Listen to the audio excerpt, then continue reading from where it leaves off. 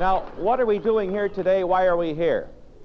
Actually, this is going to be a two-way talk on love, sex, life, and the teenager. As far as I'm concerned, I'm going to be giving you a background of some of the main ideas about sex education, family life education, and the like. Now, the second half is completely a feedback from you. And these are questions that are coming from you as teenagers. We are circulating blanks throughout the audience, and then you will write on them anything and everything you want. But I want your questions to be anonymous, and if you can't spell, make an anonymous, which means I'll try and wade through your spelling any way it goes.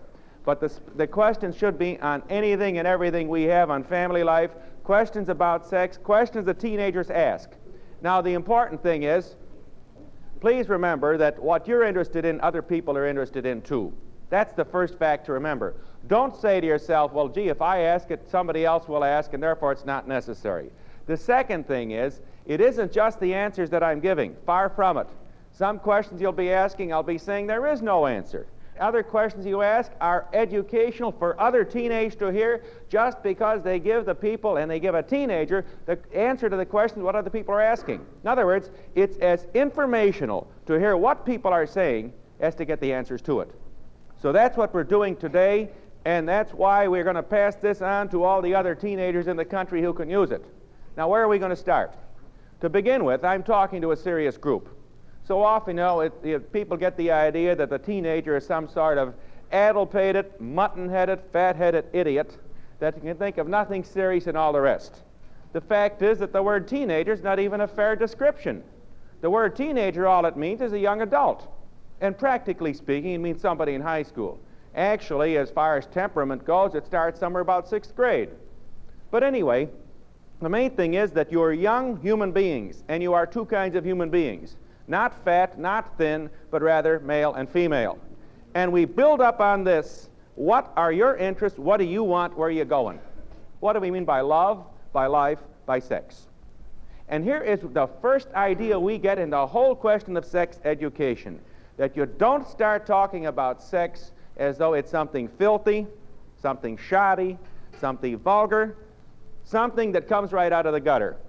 And if there's any new approach you'll be finding today, it's this, that you never laugh at sex. Oh, you can laugh with it, but you never laugh at it, and the big reason is because God made it, and God made the body, and God made it good because God made us good. In other words, we end up with this idea that the heart and the root of sex education means this: I am worth something. It means I'm worth something as a fellow or a girl. And it means I'm worth something as a man and a woman. I've got something good in me. I'm not a louse. I'm not just something that nobody has any use for. I'm worth something, and this is what we mean by sex education. It's human dignity, and that's the biggest point we have to get across. In other words, when you talk about sex, it is not a matter of wheeling, let's say, a class of high school freshmen into a high school auditorium, turning down the lights, turning on the film projector, and say, now we'll have a film on sex. That's a film on anatomy. You may remember a while back, there was a story in the Associated Press about a father in a Pennsylvania community who took his daughter out of a high school class in sex education just because he said he didn't want his daughter to see such things on films on sex education. And as he kept reading the story, he found out that the film they had on supposedly sex education was a film on the birth of a buffalo. Well, good Lord, we're not going to say that anything like the birth of a buffalo is sex education, because we aren't buffaloes, and that's reason enough. But you see, that's where people get all the misunderstanding. And then you get all the other questions that come in. Oh, if our children find out all these things, all the things they'll do. The answer is, if they don't find them out, what then? After all, the fact is that you're young adults. You're all males, you're all females. At your present age, all of you have the ability to bring new life in the world. The fellows here have the ability to beget new life. The girls have the ability to bear new life. Now, what are they going to do with themselves? With a power like that, influencing somebody new. This is the reason it's a serious subject. And each one of us have to ask ourselves, what am I here for? What am I going to do with this? What's it going to lead up to?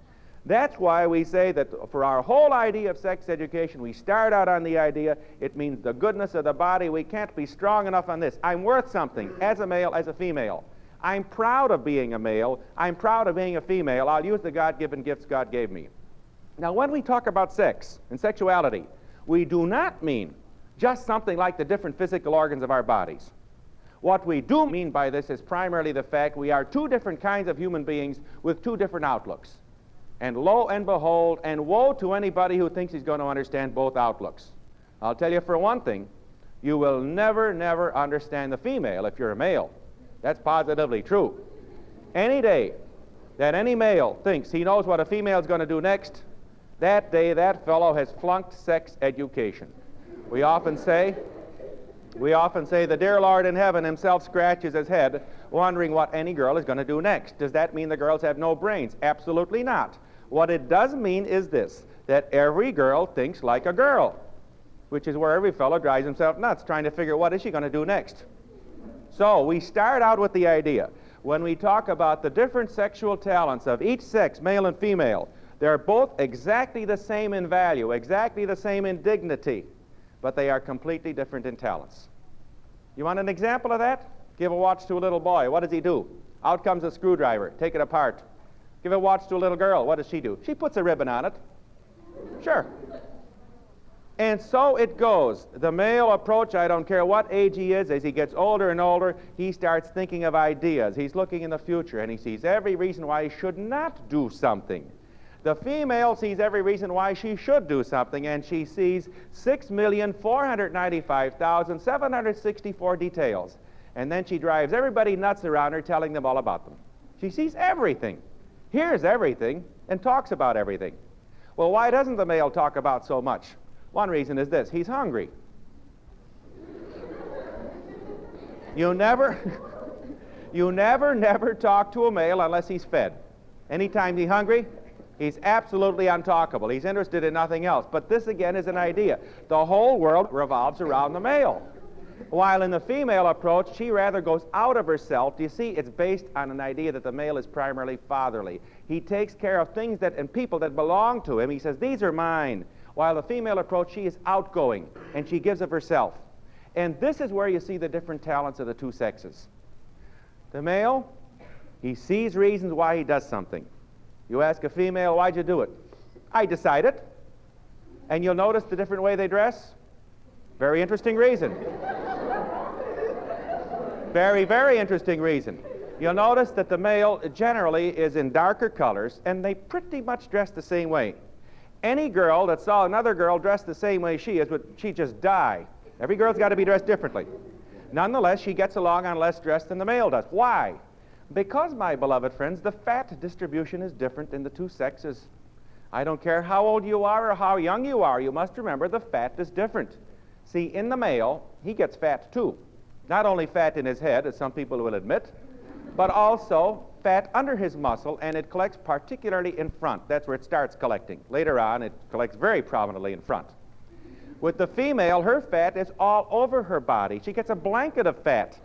And this is actually why she gets along on less clothing.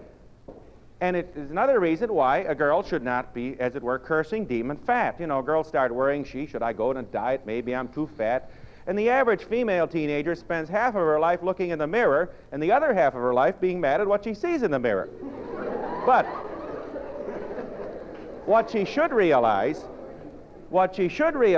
is that this fat has a purpose. If she didn't have fat, she wouldn't be a beautiful girl, because it's the fat that gives a girl beautiful curves, and God made her beautiful. She should be proud of it.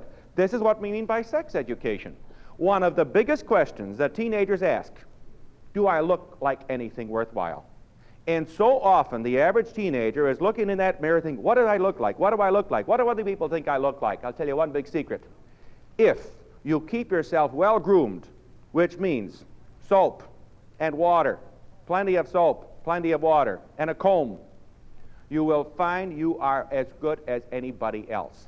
It is not a question of trying to be the bathing beauty of the year or trying to be the greatest muscle-bound Mr. Atlas or whatever you want to call yourself. What it does mean is that you're yourself, And this is the secret of sex education. In other words, that a male says, I'm worth something. I've got something to give to somebody else. And the girl, the female, will say, I'm worth something. I've got something to give somebody else too. In other words, you don't go around thinking, I'm no good, I'm lousy, I'm lousy, I'm lousy. Why don't we say that to ourselves? I'll tell you one good reason. If you and I don't think we're worth something, then we can do nothing for anybody else. But if we simply sit down worrying about ourselves and crying about how no good I am, then we'll find we cannot do anything for anybody else.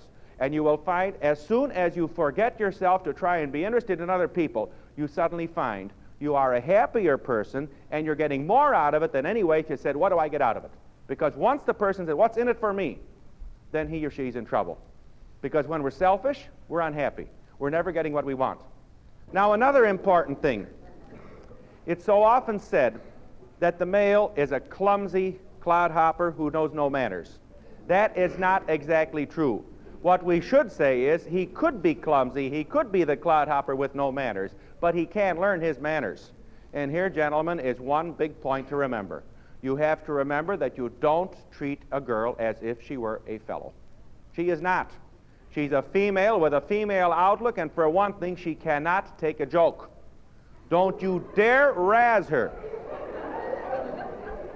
Anytime you start razzing her, you've got Niagara Falls on your hands. She's bawling. Why? He wouldn't have said it lest he meant it. He wouldn't have said it lest he meant it. How do you know that? How does she know it? The reason is she says, well, why would he said it lest he meant it? Now, on the male side of the fence, it's completely different. See, the male is so sure that he's more or less, he won't say he's God the first, but he's at least God the second, that if anybody razzes him, he won't believe it. And if you don't believe me, you just think of what goes on in some of the schoolyards. The 6th grade kids are out there, and you pull 2 6th grade boys apart. Boys, don't fight, don't fight. We ain't fighting, we're friends.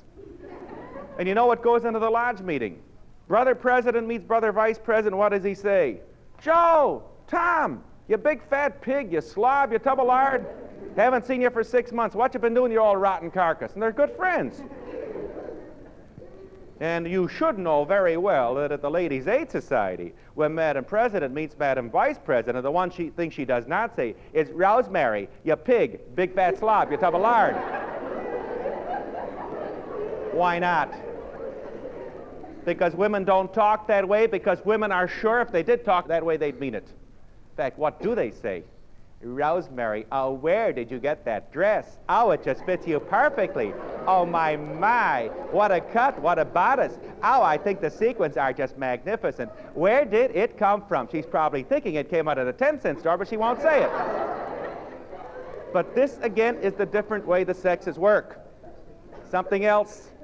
You must understand that it's not just a matter of being more and more self-possessed. The male typically is self-possessed. The female is typically insecure. In fact, if you don't believe me, just think of the nearest supermarket. You go there and you meet one of the men coming out. You say, where'd you get that piece of meat? Over there, Schultz's Supermart. Meet the next woman coming out. Where'd you get that piece of meat? Why? What's wrong with it? She's immediately sure something's wrong. See? And that's, you see, the female tends to be suspicious, tends to be insecure, while the male is more secure. Now, does this mean that one sex is better than the other? Absolutely not.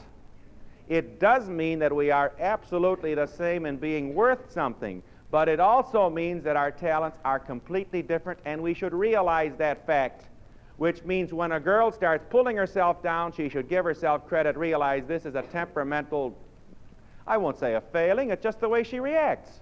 For example, the two sexes are different in their pride. The male tends to be conceited. He sees himself on top of the pile, looking at all those little devils down there. The female sees herself on the bottom, and she wants to claw everybody else down. See the difference? What are the strengths of the two sexes? Tremendous strength.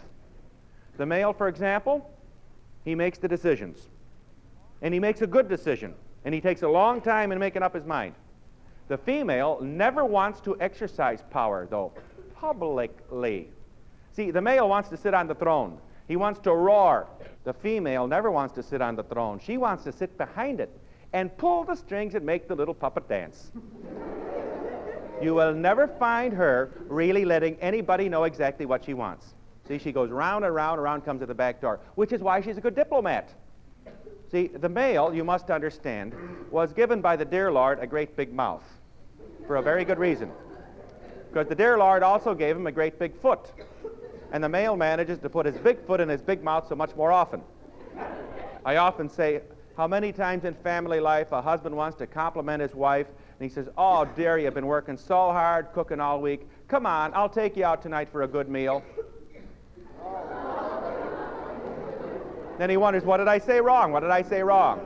See, the girl is the diplomat. The girl is the diplomat, and the male is very, very blunt. And the male, he could not tell a lie if he tried. Oh, I don't mean to say girls are telling lies. No, far from it. But I am saying he comes right out in the open, tells the whole world what's biting him. I still remember I gave a talk at one lodge meeting where the president got up with 300 people there in the audience. See, they had expected 35 guests, special guests. The guests didn't show up. So the president gets up in a typical male. He says, ladies and gentlemen, we expected 35 guests to come to this talk tonight, but no guests showed up. We have food enough for 35 people left over. Will 35 of you people please stay behind and clean up the food so we don't have to throw it out? Which meant nobody stayed because nobody wanted to look like a pig. Now, if the women had been running that, what would have happened? Madam President would have gotten up. First, she, assigns 10 henchwomen to go to the kitchen and cut every sandwich in 10 pieces. Then she says, ladies and gentlemen, we have a little lunch prepared for everybody, and nobody be the wiser. And another thing that happens at all of these doings, when the women are running it, what do you find? Tablecloths, porcelain china, and some woman spends all day making an artificial tree with birds flying in it. And everything's laid out in apple pie order. When the men are running it, why a tablecloth? Good Lord, what's good the tablecloth for? Just for looks. It's not practical. The bread's in the wrapper, the bologna's in the casing. Okay, boys, roll your own, make your own. See, the male is practical. The male is practical. The female is decorative. Something else, and a very, very important point. There's a completely different emotional cycle, and this is where the teenagers should realize already. Gentlemen, you don't treat a girl as though she's another male because she is not. You must understand that the male has his ups and downs. He's got his moods. He's got his high day and his low day. But in the whole female basis, just because she's got a secondary emotional cycle, she may be in the blues. A male should realize that premenstrual tension can upset a girl very badly. See, in the male, he gets normally just the normal up and down. In the female, premenstrual tension occurs, and by that we mean there's a chemical imbalance in the girl's body, very often just before she has her menstrual period. We explain menstruation as a situation where the lining of the womb drops off every month and a new lining grows there, so that if a baby were to grow in the womb, the baby would get its nourishment from a new lining. The old lining drops off every month. And then it's washed away with a little blood. Most menstrual flow is not bleeding. The bulk of menstrual flow is what we call uterine fluid, namely fluid secreted in the womb, and then it's tinged with a little bleeding. But if a girl doesn't know this, she may think she's bleeding to death. This is why it's so important that girls should be given the very positive approach to menstruation. Otherwise, if they are not told from someone who loves them that this is God's plan and a good plan, you know what they hear from the girls' gang? Oh, it's the curse. Then for the rest of their life, and then for the rest of life, they're cursing themselves, think they're on the wrong side of the fence. Now, what boys should realize is this, and girls should realize this as well, because of the hormonal imbalance. Because of the fact there's more fluid secreted in the tissues, a girl may not be herself, and she may have horrible feelings of hostility and a lot more moodiness than the male realizes. And this is where you simply should be, what I say, a gentleman in the true sense of the word, where you're giving somebody else the benefit of the doubt. And here is where I come to the meaning of love. When you and I love anybody in this human race, love means that we do what is best for anybody we love. And love does not mean you necessarily like somebody. Let's get this very, very straight. It's very easy to like because you like because it's easy. You love although. In other words, you love somebody when it's hard. When you love, you take somebody because he or she is not easy to take. When you like them, you got no choice. Because as the liking goes, it's easy. So love is a lot different than liking. Love means that whatever you got in you means you want this to be used for the best interest, for the best welfare of whomever you love. When does love start? It should start with us as soon as we're out of infancy. In other words, it should start where our parents are already teaching us how to give love to somebody else. And this is the degree in which we're growing up in life. when we are able to love somebody else and say, I'm willing to forget my own selfish little circle to do something good for somebody else. That's what love means. You say, well, gee, Father, I thought that love meant, your knees start knocking and you start needing, perspiration deodorant under the armpits quite strongly, and the old heart goes pittity-pat, pat, pat, and you lose your appetite, and you're mooning and swooning and groaning and moaning and all the rest. Well, we all have had some of the puppy love experiences, the so-called crushes. That's a normal experience in human life, very normal. But is that love? Not necessarily so. It can be a strong emotional reaction. And as a matter of fact, you can tell the truth of any emotional reaction by asking yourself, will this last permanently, where I'll say, am I going to do what's best for someone I love? Should you say that at your age in teenage, true love is impossible? Absolutely not. You're loving from your earliest years. True love is very possible. But the question is, if it's true love, it will not be something that's immature right now, which means it won't be the love that's short-sighted. That's not true love. It is certainly true to have true love. And there's many teenagers that are very, very mature in their outlook. But maturity means we accept reality that's around us. We take things that are hard to live with, and we're willing to live with them instead of simply pretending they aren't there. You say, what has this got to do with sex education? Do you realize I've been talking about sex education at the beginning? Because I've been talking what it means to be a male and female, some of the strong points and some of the weak points. And what we should do when we're male and female is that we're strengthen our strong points and make them stronger and realize our weak points and live with them. And we're never going to change it. If you realize what you are right now, I got some news for you. You're going to be that way the rest of your life. Don't think I'm going to change. You're going to have to live with yourself. And if you're a crabby old crab, you'll be that way till your dying day. What do I mean by that? That you and I develop ourselves according to the strong points and the weak points we have, and we stay with them. And that is what we mean with sex education in the real basic sense. Male and female. I'm worth something as I develop my maleness and my femaleness. Now, really, what I was talking about till now is what we call temperamental sexuality. Some people say, oh, gee, that's not half as interesting as sex. I thought you were talking about sex. Just a moment, I was. But I'll say there's another type of sexuality we talk about, and we call this genital sexuality. In other words, the sexuality that's in us with a particular relationship towards either bringing new life in the world or begetting new life. I mean, bringing new life in the world is the female side. Begetting new life is the male side. You don't have sex education in high school in the true sense of the word. You're not forming sex education outlooks in high school. Your sex education outlook is already finished. You as teenagers already have the foundation outlook on sex education you'll have for the rest of your life. Because by now, over the last 10 years, you have been getting either a respectful attitude towards the body, saying my body is good, my body is beautiful, my body is noble, and all the parts of my body, my reproductive organs, are just as noble and beautiful and good as every other part of my body. Or else, unfortunately, somebody fed you this idea. My body is shameful, particularly my reproductive organs. And I'll merely talk about them as other parts of the gutter. Do you see what I mean? This is what I mean when I say people have two different attitudes on sex education. They either get the positive good approach or the negative no good approach.